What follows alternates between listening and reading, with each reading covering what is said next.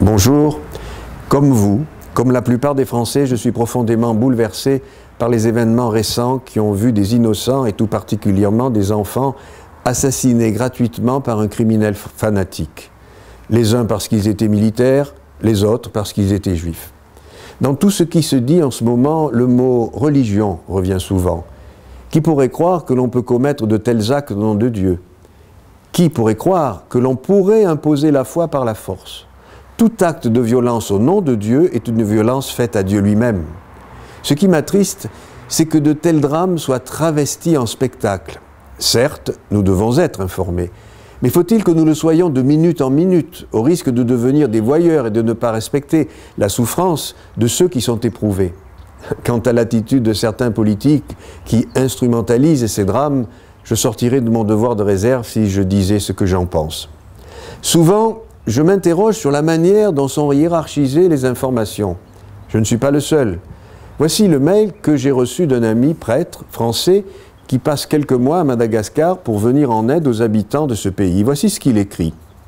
« Je me permets de revenir un instant sur les cyclones qui se sont abattus sur l'île.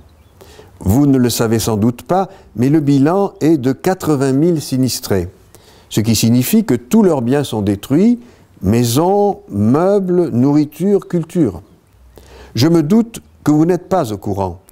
J'ai voulu voir sur Internet ce qu'en disaient les pays occidentaux. Eh bien, ils n'en disent rien, mais absolument rien. Seul le pape en a parlé à l'Angélus du 11 mars. Un tel événement dans un pays occidental aurait mobilisé les médias tous les jours pendant au moins un mois.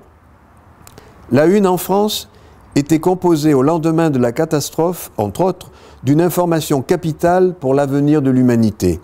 Le témoignage d'une artiste française, par délicatesse, nous ne dirons pas son nom, une artiste française qui se disait très déçue, en fait, elle était franchement effondrée, par son opération ratée de chirurgie esthétique aux lèvres. Sachant que la construction d'une maison, matière première et main-d'œuvre, ici, à Madagascar, est de 100 €, j'aimerais savoir combien de sinistrés elle aurait pu reloger avec l'argent qui a servi pour son opération, qu'elle regrette en plus. Je sais, le raisonnement est un peu stupide, elle est peut-être très généreuse, et en tout cas, elle est certainement dans une grande souffrance. Mais bon, je trouvais la coïncidence assez révélatrice du fossé qui nous sépare. Voilà encore un bon sujet de réflexion, non? À bientôt.